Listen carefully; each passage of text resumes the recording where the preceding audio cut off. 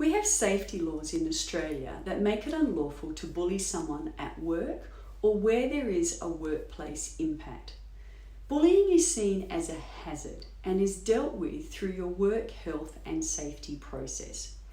Bullying is defined as repeated, unreasonable behaviour directed at a worker or group of workers that leads to a risk of harm.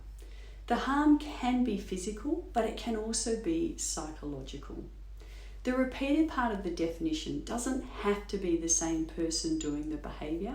It could be different people doing a different behaviour to the same person, who therefore experiences it as repeated.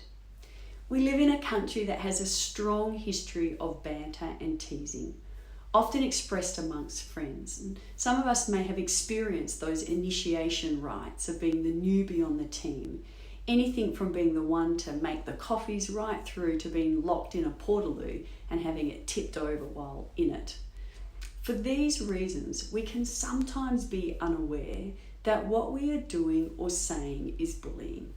And also, we have no awareness of the negative effect or impact this is having on the other person. We know most people won't tell someone to stop because of the risk of further repercussions. And even when they do, the other person might not hear it as a stop because they think the other person is just joking.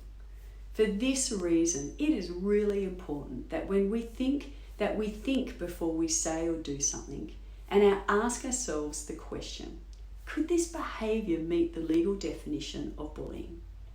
If we hear ourselves saying one of these things, it was just a joke, I experienced worse when I started out, I went easy on him.